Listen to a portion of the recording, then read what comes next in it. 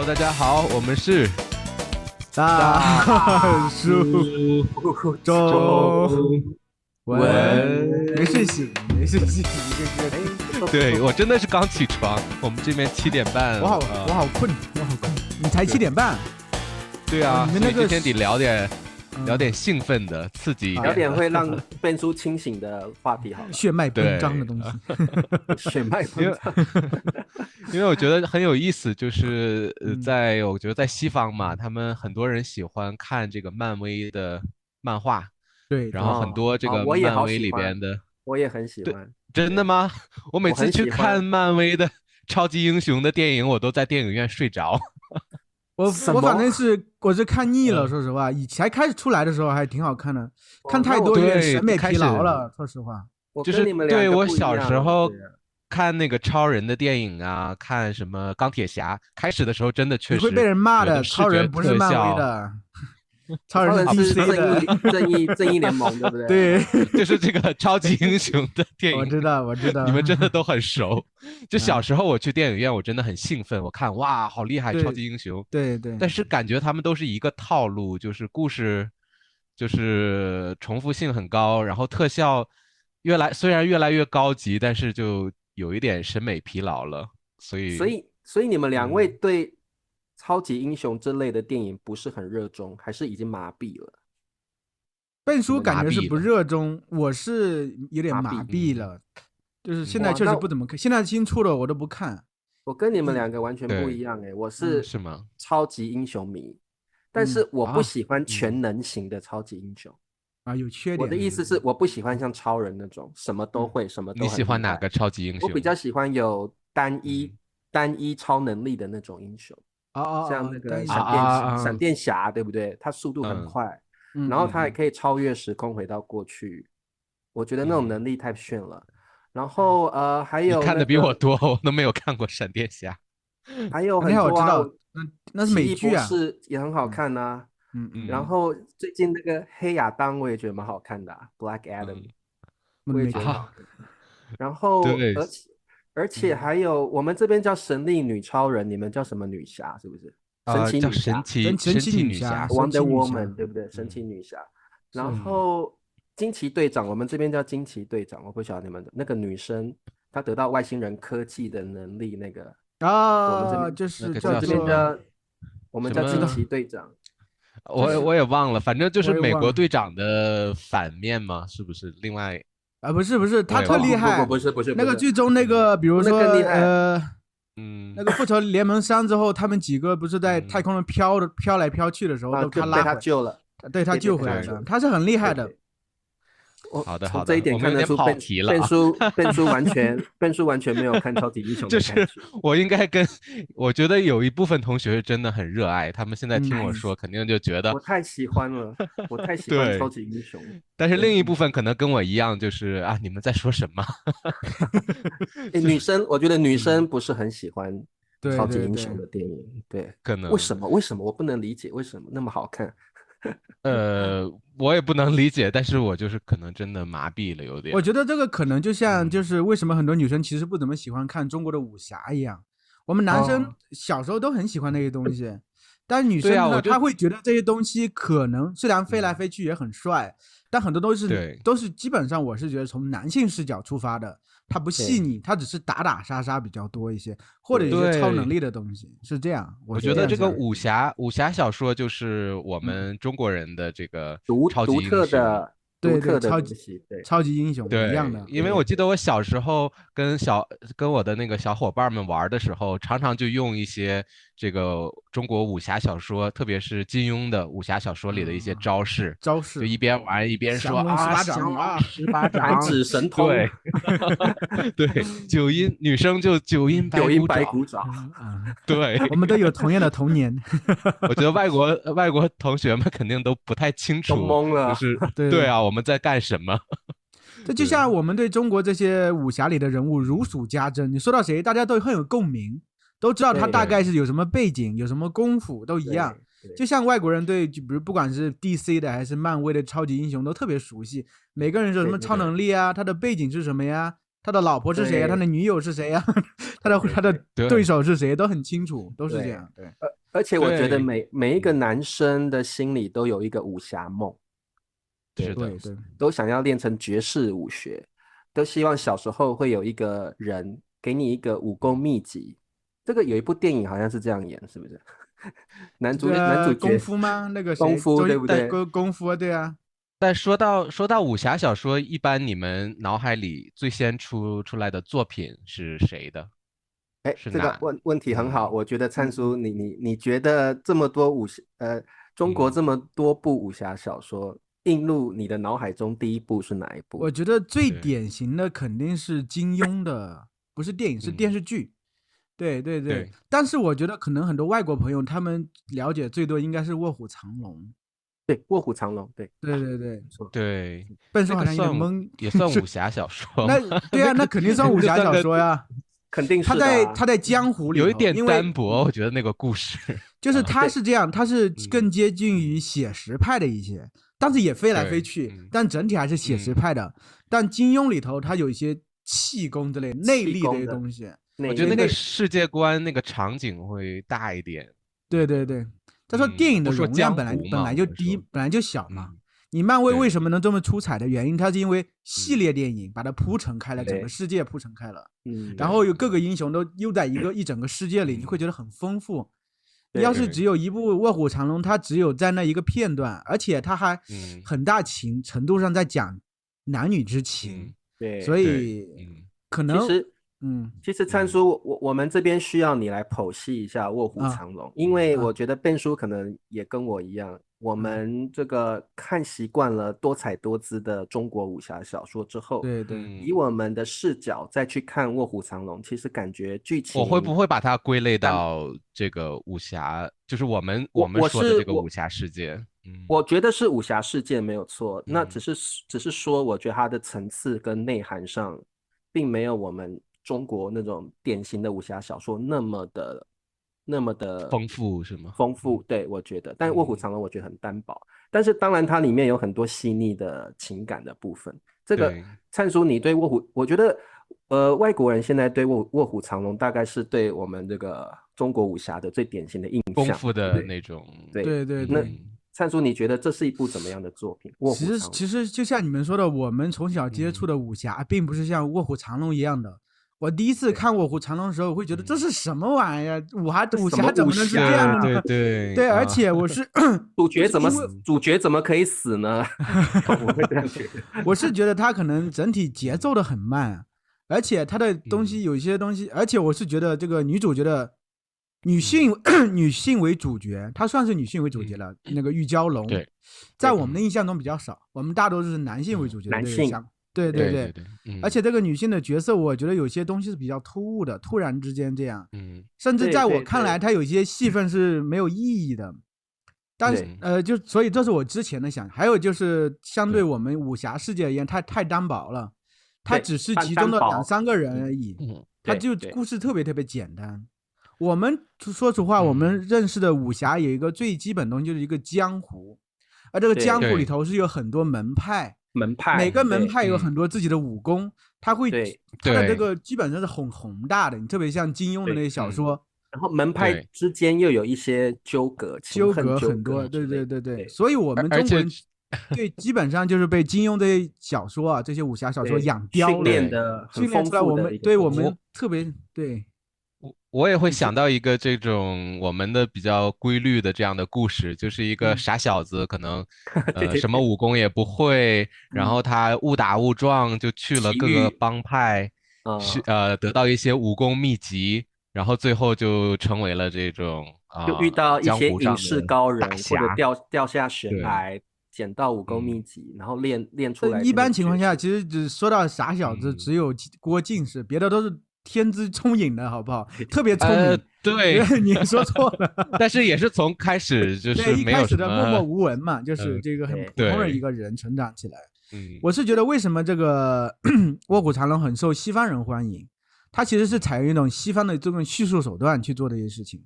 他开始剖析的人性，对对，怎么样的手法是西方的？就是找那个人性的共性，我觉得。对，我们比如说你看一下中国的古典小说和西方小说有区别化在哪？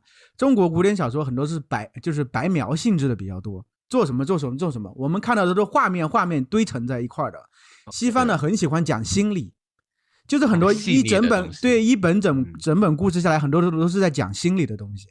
那个《卧虎藏龙》也是一样，他就讲这个玉娇龙，还有吕慕白，还有于秀莲三个的感情纠葛，就是讲了很大的这个东西，都是这个武侠它只是一个衬托而已。所以那个东西，它当然在外国人看来很新奇，因为它通过东方美的东西展现出来那些东西。很多心理层，因为玉娇龙基本上它是一个格格，对不对？它是个。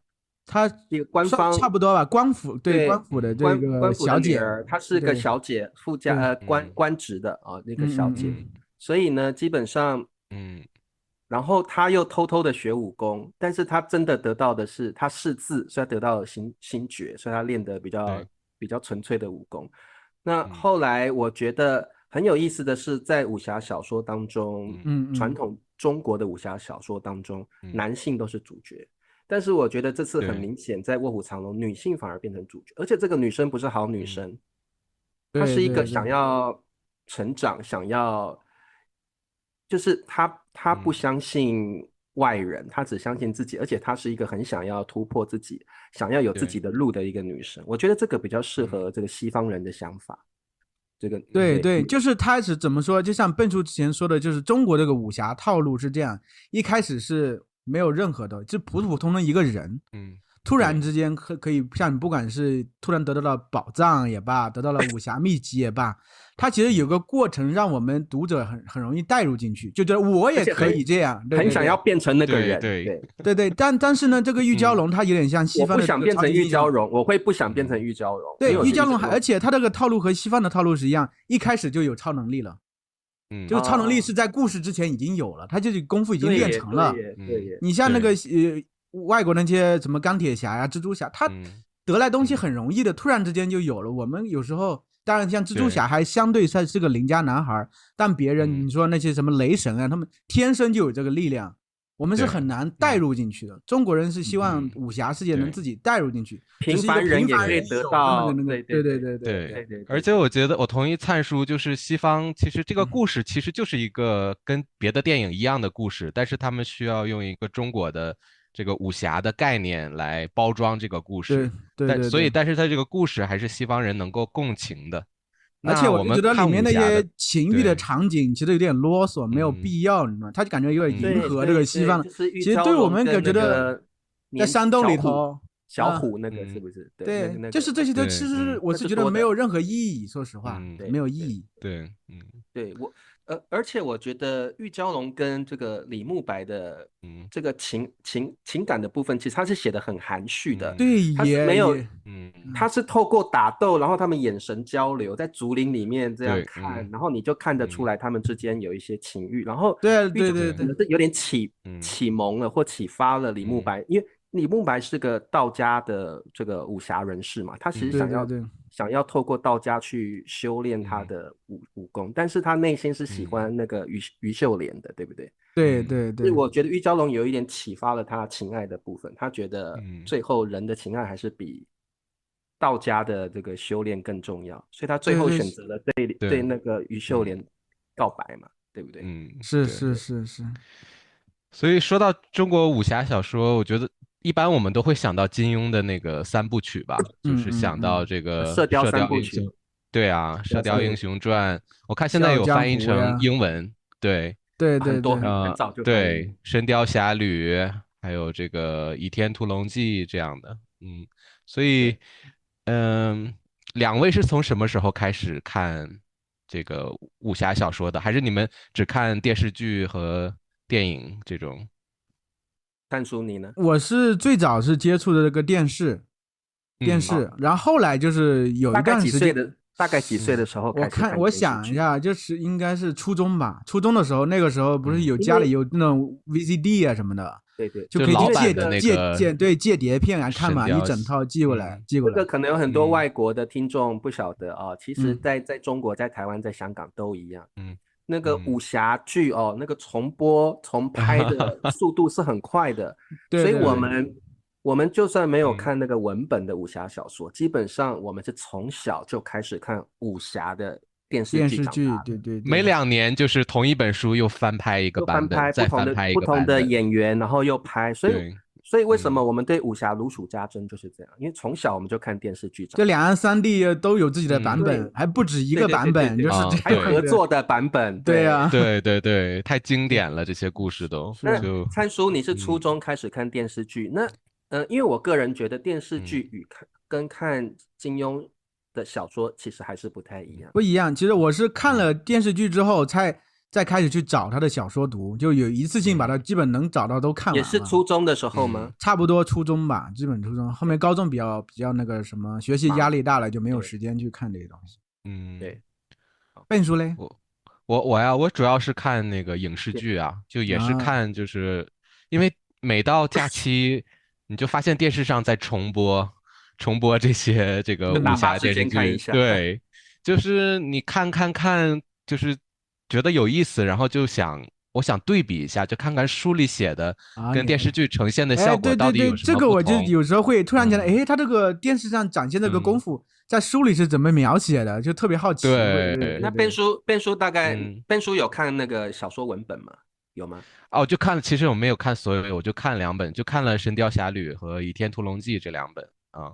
OK， 就是然后其他就是电视剧，对，就是因为也挺厚的嘛，没有时间全都读完。灿叔，你金庸的都 run 一遍了，都看过一遍。我都看过，但我最喜欢的其实是《笑傲江湖》和《天龙八部》这2本。喜欢这2本。为什么啊？大概为什么吸引你吧？就是我想，可能这个故事没有办法那么详细的解释，但是就是为什么这个武侠小说那么吸引你？我觉得应该是，其实金庸很厉害的地方，他在人物的描写上，他每一个人都特别鲜活，而且他就是其实有时候在看书的时候，他功夫有时候描写太细致，我有点是会跳过去看的。我更喜欢他的是故事的这个情节，就他基本上以前最早的时候在报纸上连载的嘛，他总会给你留个悬念，一章之后一个悬念，一章一个悬念，就不得不去一直看到最后。而且我是觉得金庸厉害的区别于别的这些武侠小说的这作者地方在于，他女性角色也描写得特别特别好。对，那个时候情窦初开，一般都会幻想这些东西，觉得里面的每个女性都好，都写得很好，很有意思。对，有道理，都有不同的美，不是单一的，都有不同的美，而且常常跟主角有一些暧昧，就是这个男主角周围有好几个女性角色。对，你说的是张无忌吗？还有每个都差不多吧，每个都是吧。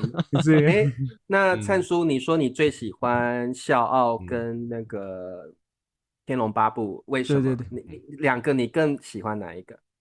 就一定要找一个的话，我应该会更喜欢就是笑傲江湖吧。我比较喜欢令狐冲，放狐冲那个状态。为什么令狐冲的作为男主角，他的故事会更特别？对，他更潇洒，很多男生都很喜欢当令狐冲。对，就是很酷的、很拽的感觉。灿叔，令狐冲是个在情路上受挫的主角，很少见的。对。然后他是很钟情的一个男主角。然后呢，他的这个学武功的路也很坎坷。他也不是一路被冤枉啊等。对，然后是一路上奇遇才学到这些武功，甚至有生命之危。那灿叔，你喜欢令狐冲的哪一点？我喜欢令狐冲哪一点？其实我可能这个令狐冲是有一部这个电视剧印象比较深刻。当时那个吕颂贤演的那一版，我很喜欢那一版，这版最好。对，他的节奏特别明快，然后当时看完之后，而且那个里面的这音乐我就觉得很好听，所以先入为主，让我就觉得很好。后来看了文本的时候，我觉得应该笑傲江湖是金庸最成熟的作品。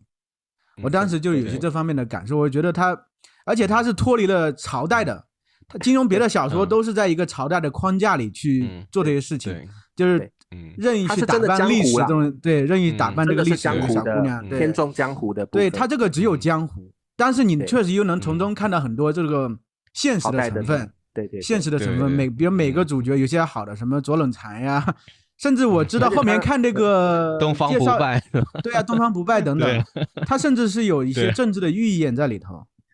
对，所以我觉得，反正我是挺喜欢，说不清楚吧。觉得东方不败这个可能西方人会更感兴趣吧，里边有这个。东方不败算是金庸所有作品里面少见的，就是对啊，很特别的人物，在性别上的琢磨特别的，这是可能是最早的。对，有专门电影就把东方不败给挖出来，然后拍，对，是很有意思。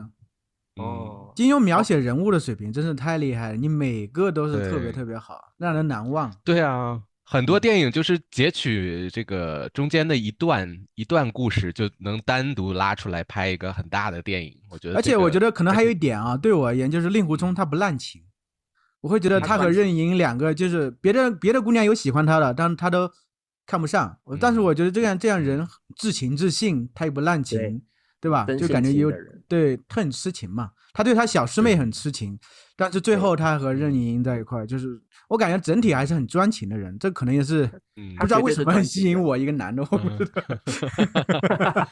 所以你会想象你是一个男主角，然后在江湖里，然后认识有很多对，人都会看这种小说就会带入进去的，会带入进去。对，其实我们在某种程度上也会欣赏专情钟情的人，对不对？对，所以然后呢，他的确就是那种小人物，因为他真的遇到很多困难。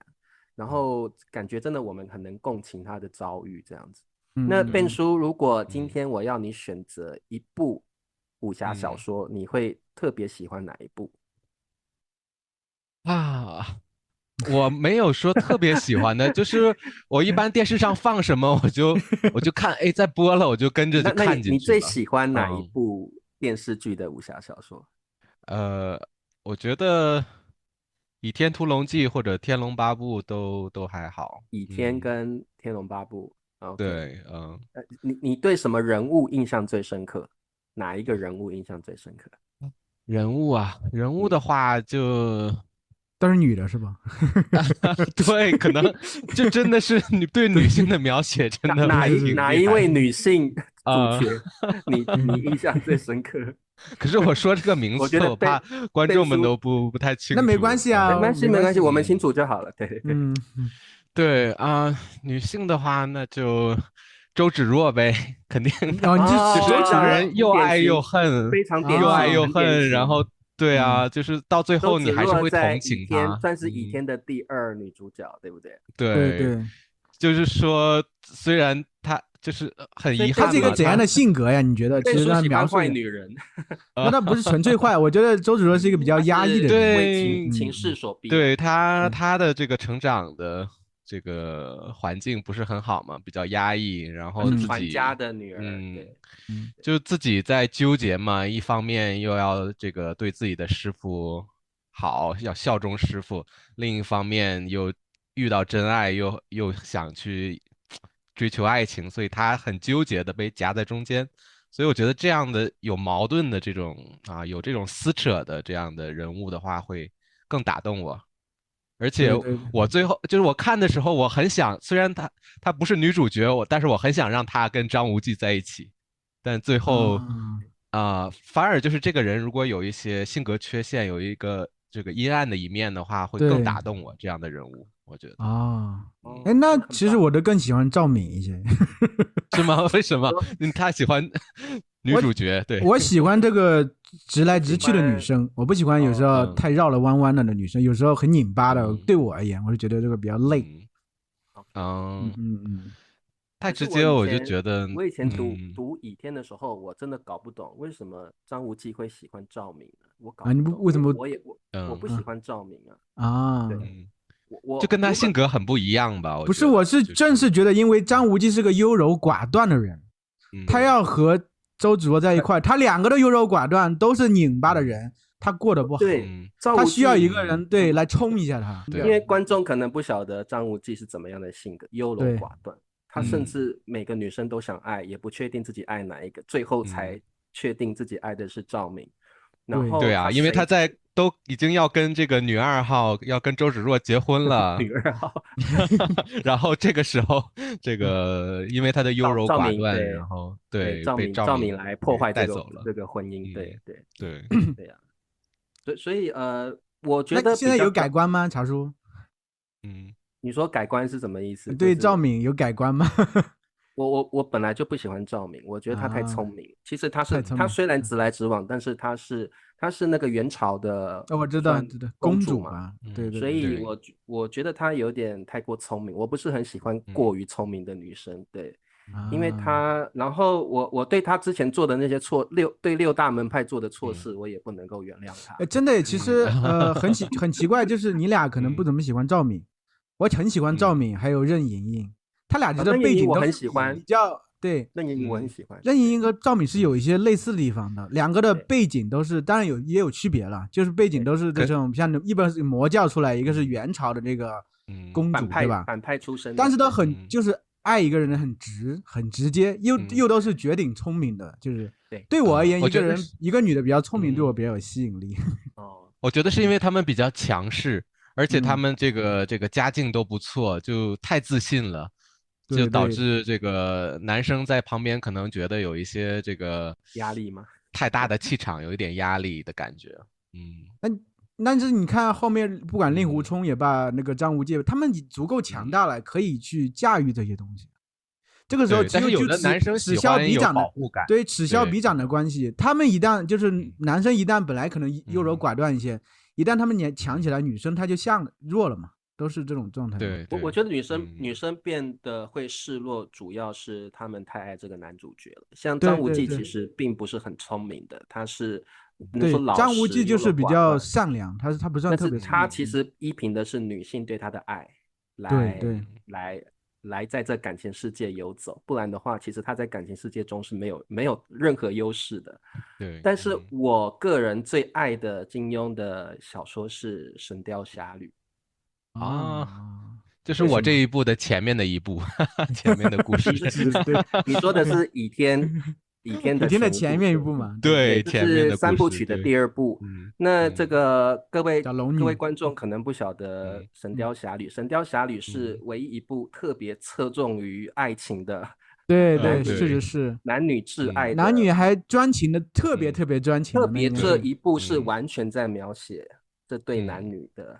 就是杨过还有小龙女的，我特别喜欢的，我把它奉为经典，就是我觉得这个当然也跟我是从大概小学6年级开始看第一次全部让一遍金庸所有的著作，那当然我也看过电视剧，那我从小6开始就很倾慕于这对恋人的爱情，因为这对恋人的爱情并不是青梅竹马那种，他打破世俗的这种状态。对，他们是小龙女是老师，是师傅，杨过是学生，在当时的时候，这个不师生恋也是师生恋，师生恋在古代是绝对不被允许的。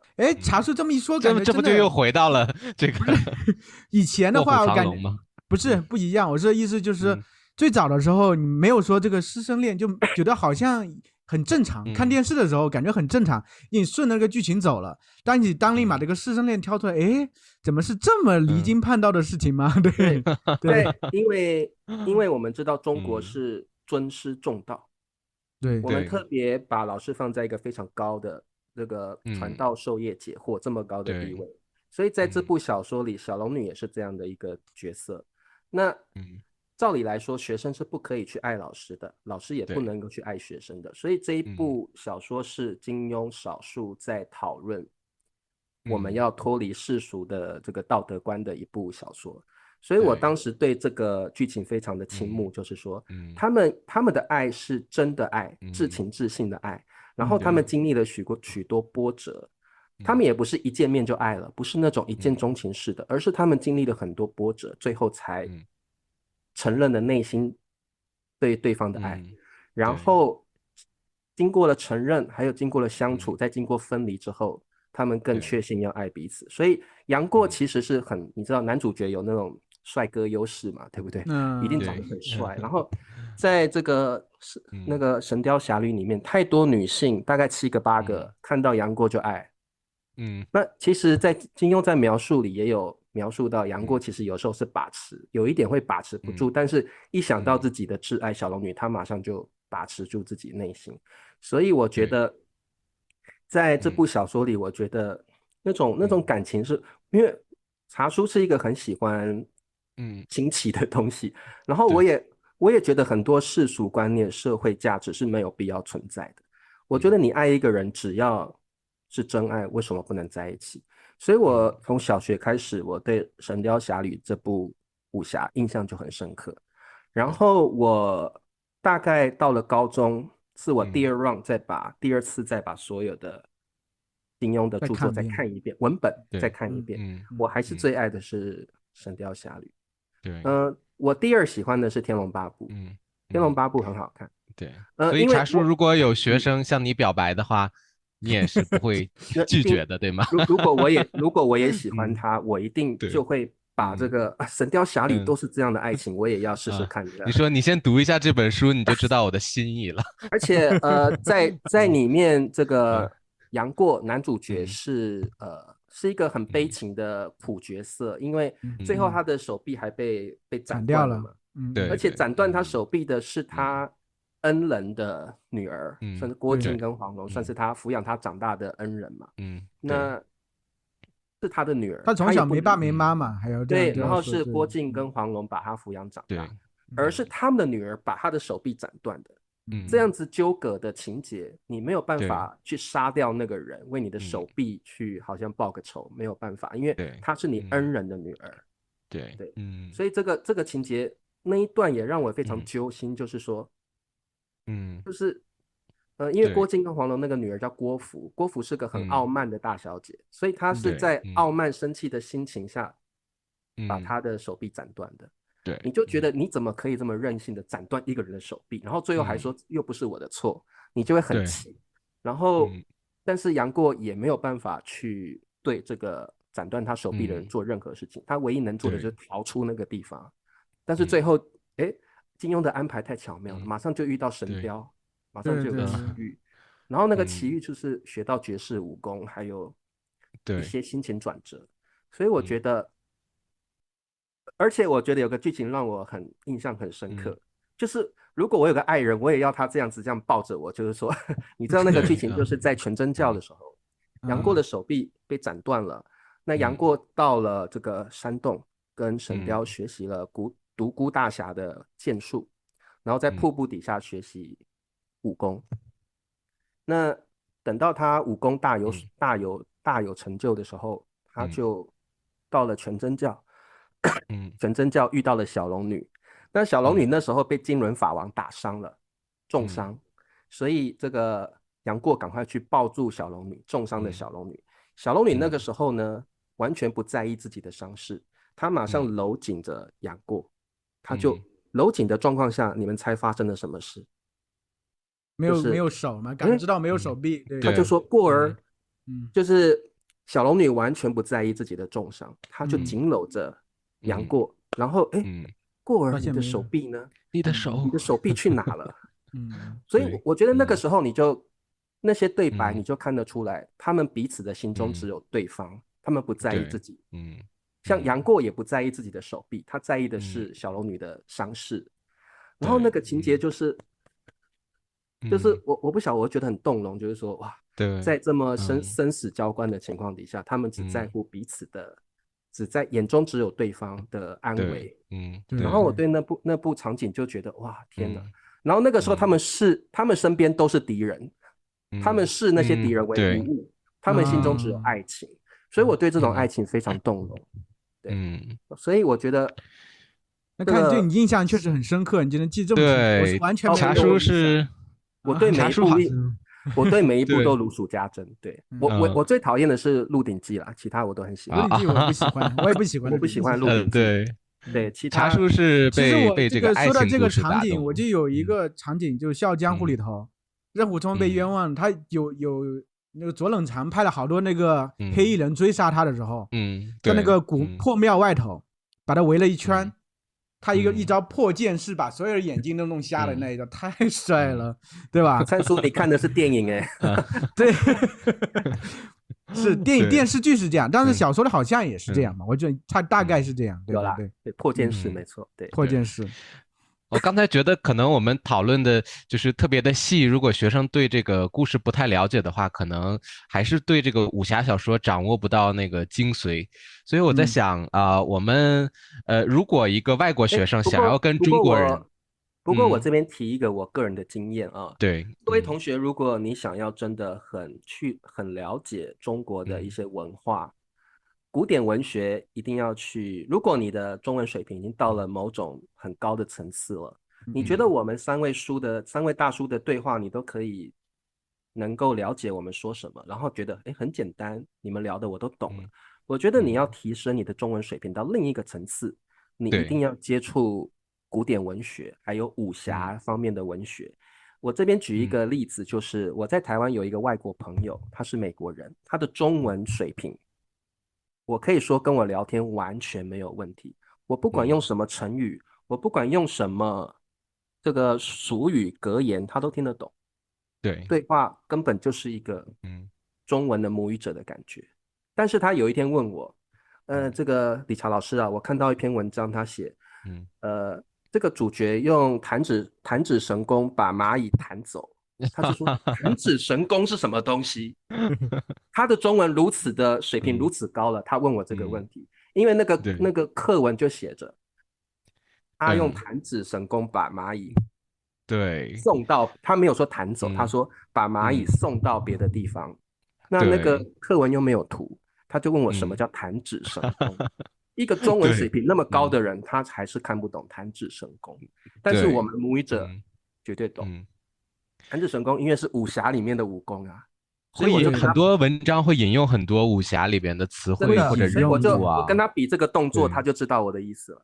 我说这是在武侠小说的一个武侠文学，这是一个招式，意思就是要把它弹走了，他马上对啊。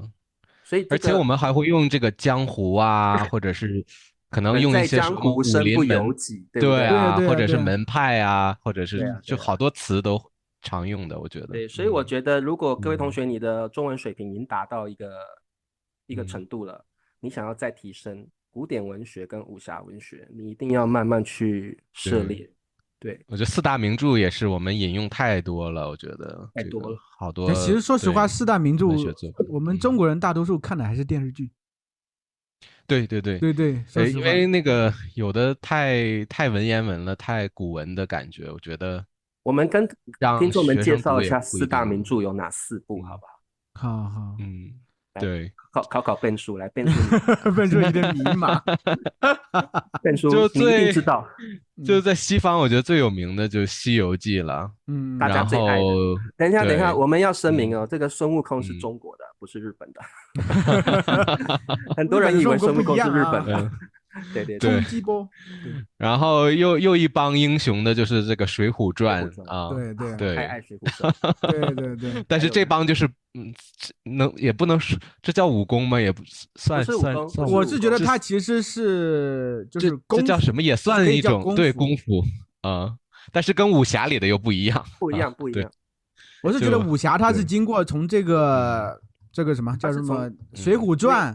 后面还有什么七侠五义等等，慢慢发展到那块的，发展到咱们后来的样子。所以这最开始能看到一些东西。水浒传里面英雄的技能比较像战技啦，一种。对，而且但是它的内核有些是这样的，你像它在梁山泊也像一个江湖嘛，他所有人都所有人都是兄弟，都是江湖那种感觉，江湖义气。对。而且他整个人就行侠仗义这些东西，在我们后面的都是武侠的内核的东西。对，这个《水浒传》有个缺点就是他们基本没什么女主角，就是没有什么很好的女性角色，都是男的，基本上。对啦，也有女的啦，只是比较少嘛，就是扈三娘啦那些比较少。那些基本上，但是刻画的太，他就是一个女的，有个女的外壳而已，他就还底子还是个男的女汉子啦，都是女汉子。对，因为这些女汉子都还是有一些战绩在身上嘛。对。但有不少女的，那些女的基本都是被那男性给杀掉的，要么就是偷情啊，要么是什么，这种比较多。对对对，会剥皮，被剥皮。潘金莲，对，潘金莲。不过潘金莲并阎婆惜啊，潘巧云啊，都是被杀掉了，都那种类型的。就是如果喜欢这种神话魔幻的，就看《西游记》；喜欢这种热血的，喜欢这种看八卦的，可以看那个《水浒传》。其实我本人不怎么喜欢看《西游记》，我很喜欢看《水浒传》。但我不喜欢看《西游记》，虽然我是很喜欢幻想的东西，但我觉得《西游记》它就是看电视剧，小时候看很好看，但你长大之后发现它的故事千篇一律，就是基本上都是有一个套路，它是一个公路片的套路，一路过去。应该这样啦，《西游记》我觉得比较适合西方人或小孩子看，对小孩子看，因为小孩子比较喜欢奇幻的东西嘛。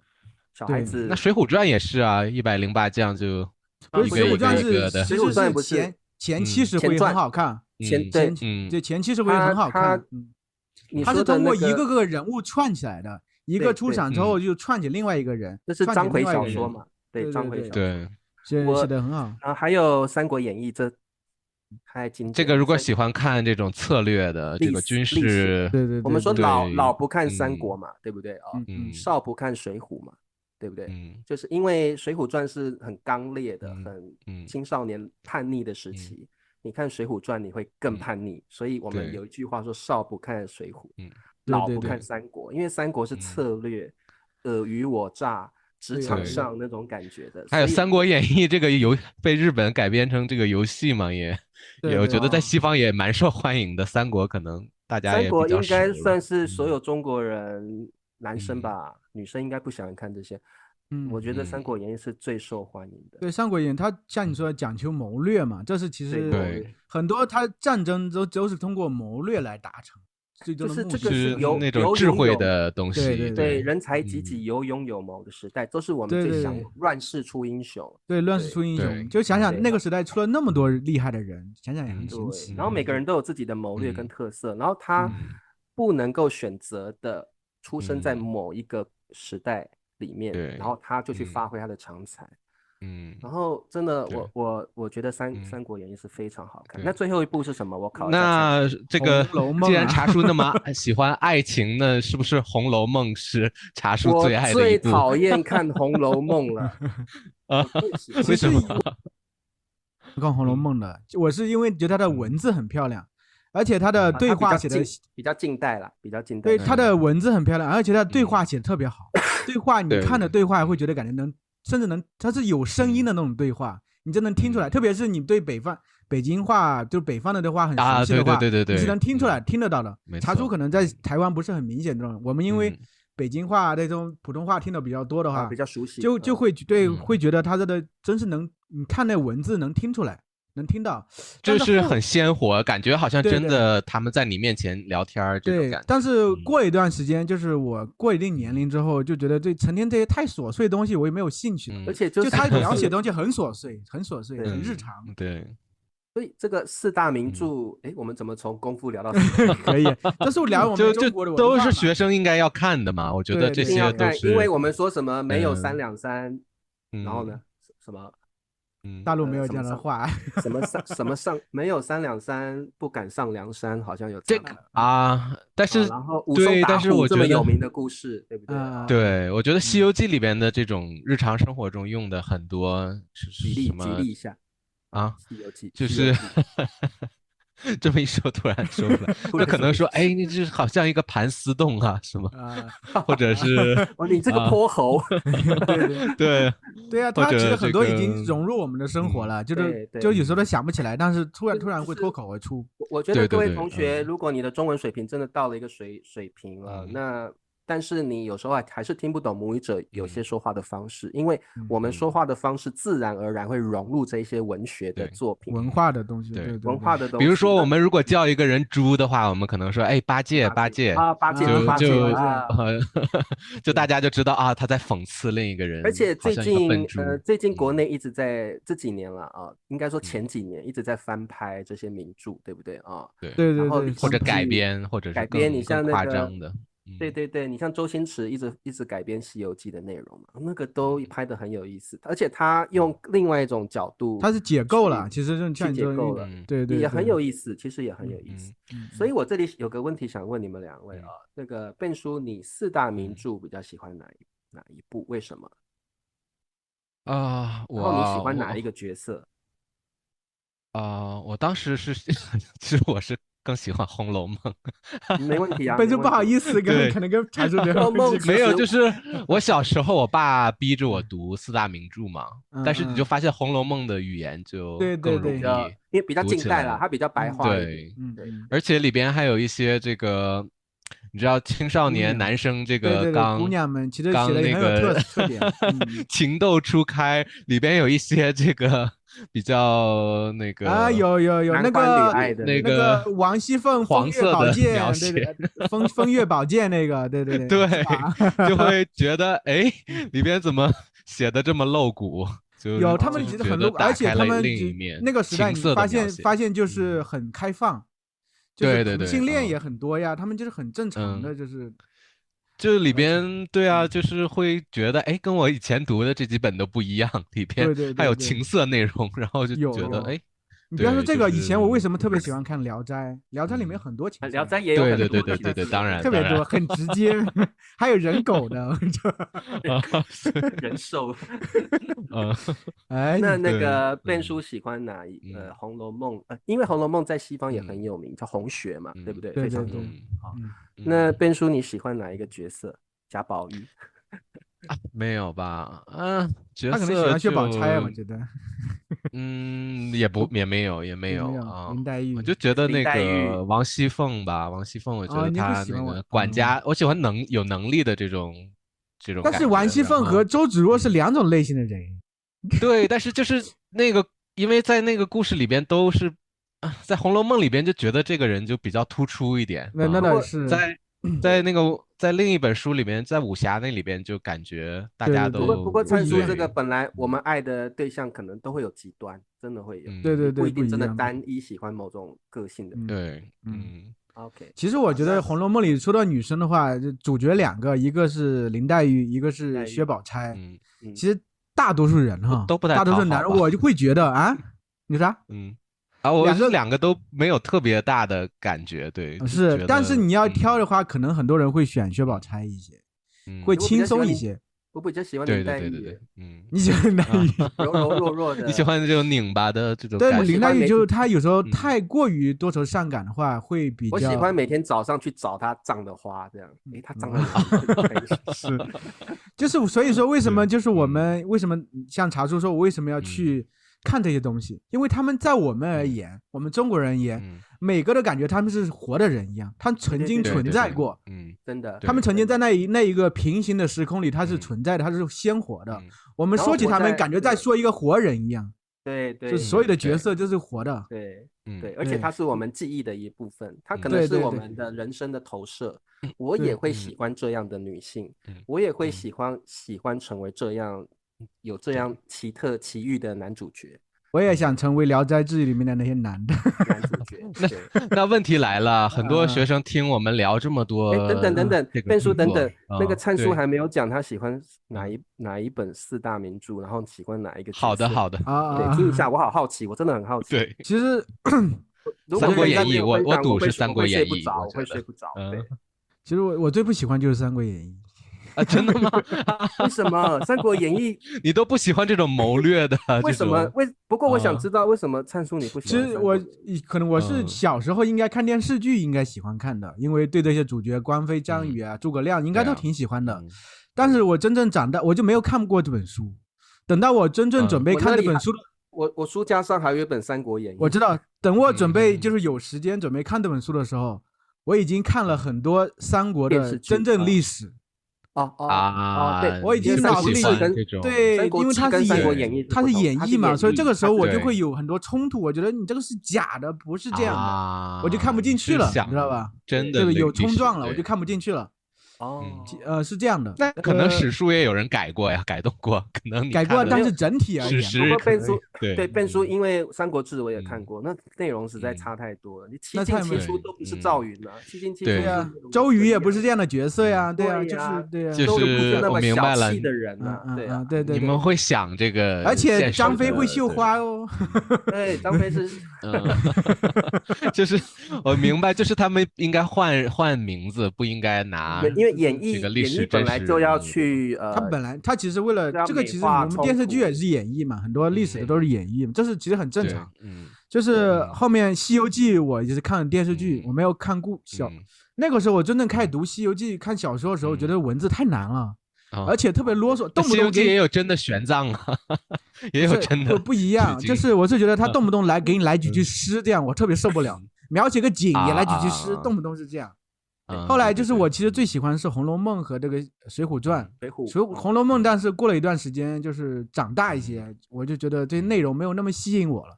《水浒传》是我可能一直心头最爱，就特别是那个金圣叹就是批注过那个版本，它是只有70回的，把后面全部删掉，它文字特别简约，有些描写也特别好。因为我是从这个角度去看这个，而且我觉得每个人物啊、描写等等都特别出彩，我很喜欢。那如果一个学生问老师们，我是应该先看4大名著，还是先看武侠小说？听你们聊这么多，你们会？我推荐武侠小说，因为4大名著文字太难了。我也是武侠小说，我也是这么推荐。武侠小说是比较近白话的，几乎是白话。对。但是有的4大名著也有这种，我看网上有这种有白话文版，也有去改了白话。我看有些同学他就买了这种白话版在看，也有有些人喜欢看三国呀、西游。我觉得也是看学生们。对，我觉得笨叔这个问题问得很好。如果学生问说我应该从哪里入手，那我觉得4大名著跟武侠小说，都有入手的角度，只是说你自己偏好什么样的。我觉得以自己喜爱的为主。如果你也没有那么多时间嘛，对吧？就是对，如果你而且因为4大名著虽然是文言文，但是你的确找得到白话版，所以你也可以去读白话版本。但是我觉得如果你喜欢男女情爱那种，这个大宅门那种感觉，你就去选《红楼梦》。那如果你是喜欢谋略、喜欢历史的，你就去选三国还有水浒。不过如果你喜欢那种汉子之间的那种友谊，男人之间的友谊，水浒传最好。对，然后你喜欢奇幻的，我觉得，而且西游记我想西游记我觉得是最好入手的啦，因为其实很多外国学生对西游记都听过，而且大概知道一些剧情。对，其实从我们3个人看来，没有一本小说我们都喜欢，就是每个人有自己的侧重的方向，就是每个人都不一样。灿叔，你最喜欢哪个角色？分享一下。你说哪个？4大名著里面，4大名著里头呀。你说你喜欢水浒，所以你想必是喜欢水浒里的一个角色吧？其实水浒里我每个都觉得很喜欢。其实但我觉得有些人比较拧巴，就像那个林冲。其实林冲的话，他有几个场景我很喜欢，就下雪的时候，风雪山神庙，挑个酒壶，一开始在那风雪里边走边舞，边舞这个舞那个棍棒的时候特别帅。那个林冲，我不喜欢太惨的故事。林冲太惨，林冲真的是太惨，林冲太惨了。但是他里面其实说实话，每个最后都挺惨的。但林冲我就给我更，对，就是你让我去想他们的故事，我就觉得林冲的那个惨的程度更深。因为林冲也是个老实人啦，他真的是老实人，所以相对可能但是我觉得他这个故事就前期那些人比较出彩，后面人太多了，后面我觉得是记不住了，记不住了，太多了。对，但武松也挺喜欢，但武松我觉得大家都喜欢，对，不管是武松还是这个鲁智深，感觉都很粗，但其实他粗中有细。2个都是这样，所以每个人描写的都很立体的。那灿叔，你喜欢4大名著哪一个人最喜欢？所以4大名著，整个4大名著啊，好难啊！这个太难了，我觉得不在一个维度里边，对，每个就不一样的东西是这个不好选啊，不好选，很难选。这个问问题的人一定是有答案的，所以茶叔，对，我问茶叔，对，一般问问题的都有答案。对这个我觉得啦，我觉得4大名著我最喜欢的是水浒。啊，你也是水浒。人物呢？你是对。我其实是非常喜欢三国，但是真正让我就是整个人有陷入那个剧情，然后觉得就是很有感觉的，就是那个就是水浒，对，水浒我特别喜欢。宋江啊，我很喜欢宋江。很喜欢宋江，及时雨宋江，对对对对，宋江其实算是梁山伯的头嘛，但是头领对，在《水浒传》有个版本，特别是电视剧的版本，最后朝廷要招安嘛，招安的时候，对，所以这个那个宋江必须要面对很多的这种决策嘛，还有那个晁盖本来的头领是晁盖嘛，晁盖后来这个作战受伤死了嘛。所以我觉得这个宋江在要统领那么多汉子之间呢，他的决策要很辛苦，对，所以我个人觉得宋江从一开始的一个大善人、大好人去救济别人的角色，慢慢变成一个领导人，然后怎么过渡，怎么去安抚所有的，然后怎么再去招来更多的英雄，我觉得这些历程，我觉得我是蛮，而且宋江是一个很矮的黑汉子，黑暗对黑矮，他是黑矮胖子，对对对，黑的又矮又黑，对，都不好看的一个黑汉子，所以我觉得他就是一个小人物的写照，但是怎么从小人物慢慢的，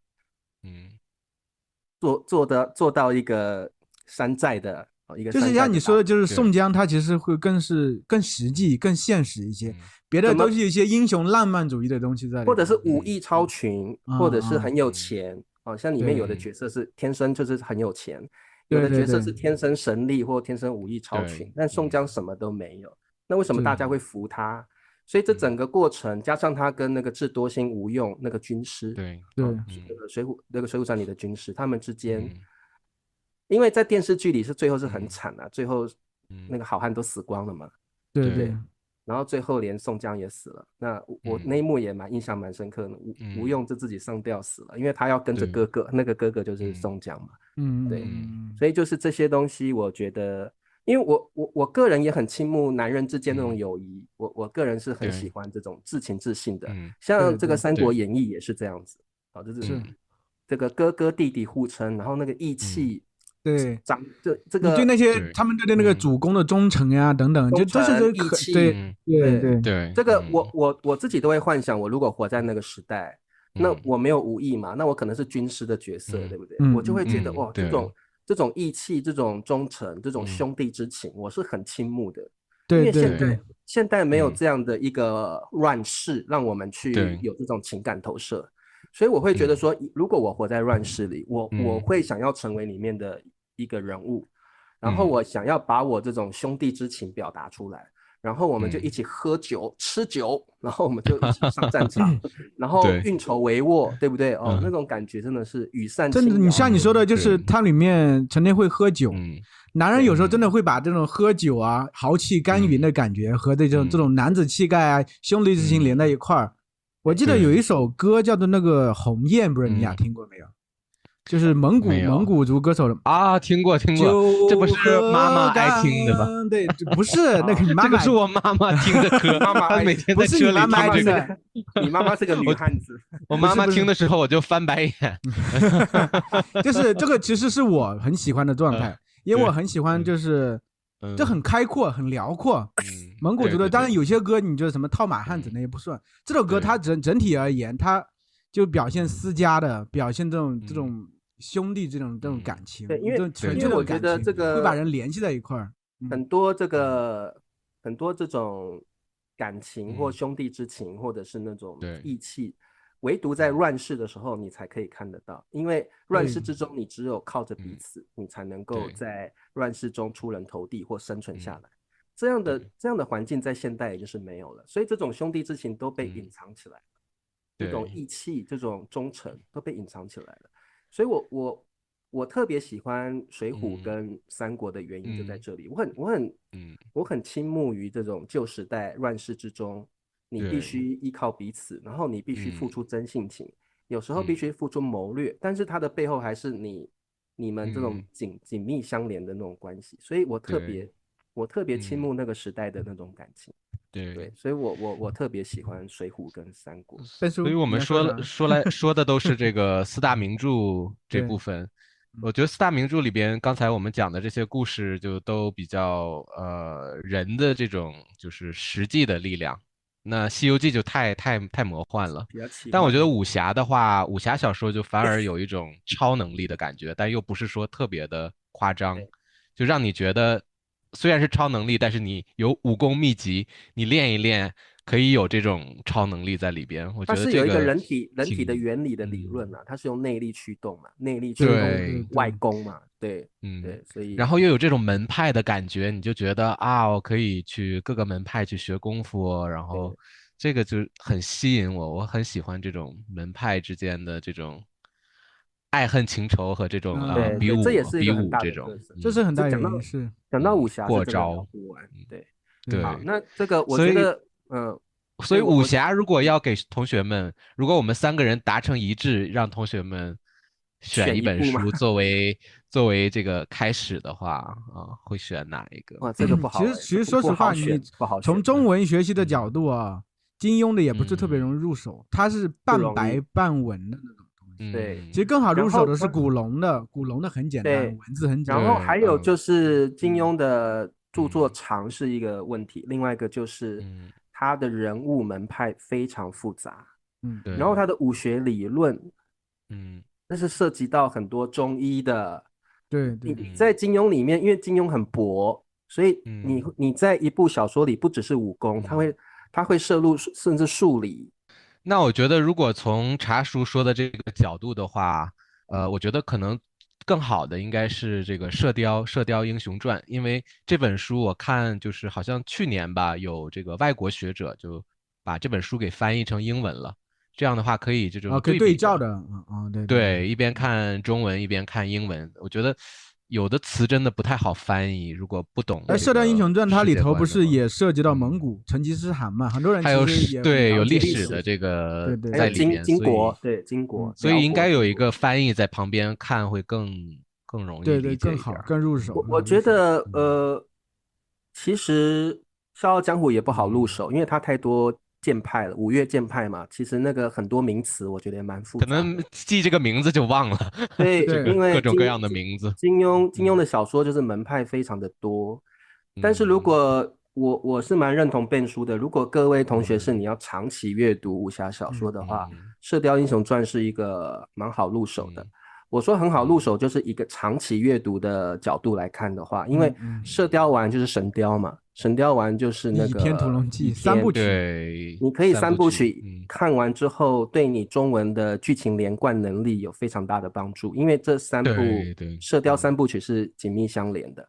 然后你也看到武学的变化，从很奇幻的武学变化，慢慢变得比较招式型的，对，所以这种一些变化跟一些相连接的剧情，你会以长期阅读的角度来讲是还不错。对，所以还是那句话，我觉得同学们就是如果真的想了解这个中国人每天讨论什么这个深一点的这个中国文化，想要更融入一些的话，我建议还是读一下这个武侠小说和4大名著。对，而且我觉得很多西方人对武侠也有梦，武侠梦，我觉得很多西方人是有武侠梦的。那如果你真的学中文，可以切到这个角度来学习的话，我觉得你也会觉得，你会对中国文化更有更深的认识。其实我觉得真的要入手的话，各位外国的朋友真的要入手武侠或4大名著，我倒觉得不急着看文本啦，你们可以先看电视剧。电视剧的话更容易理解，然后呢，电视剧为了让你在剧情中看得清楚，它会在剧情上做一些调整，让你更容易理解。还有字幕，然后对，还有字幕，说不定还有英文翻译。然后你看着人在说话，你也比较容易理解。所以我倒觉得各位同学，如果你想要比较了解武侠文学或古典文学4大名著的文学，真的不急着看文本，文本真的是一个，你不要说外国朋友了，连我们母语者都未必看得懂。所以我比较建议从电视剧着手，而且电视剧有非常多的版本。我觉得你把每一个版本看一遍，你大概都了解他在演什么了。对，然后真的有兴趣，你再进入这个文本的部分会比较好，因为文本真的比较难，很难切入。对，所以看看电视剧武侠电视剧是不错的。我会找一些这个油管的 YouTube 的资源，如果有字幕的话，我会放在这个视频下面，所以同学们可以试着去看一看吧，我觉得。对对对，所以这个最后呢，我觉得，如果各位同学如果有在听大叔中文的话，我相信你的中文水平已经到了一个程度了，那不妨建议你多去接触跟中华文化有关的。跟文化的底蕴有关的文学，那其实像我们聊了那么多，我也觉得不建议你们直接去看文本，可以先从电视剧开始，而且电视剧比较会让你产生兴趣。你如果文本读久了，你可能厌烦了，没办法。可以先看电视剧再看文本。对对对啊，所以这个，但是我觉得这个历程，如果你最后是想要 master Chinese，这个历程是肯定要的。你想要跟母语者谈文化、聊文化背景。这些东西很多是基本常识，所以也蛮建议各位同学接受这个挑战，试试看。好的，那跟大家说再见了。再见吧。OK，各位同学再见了，拜拜，拜拜。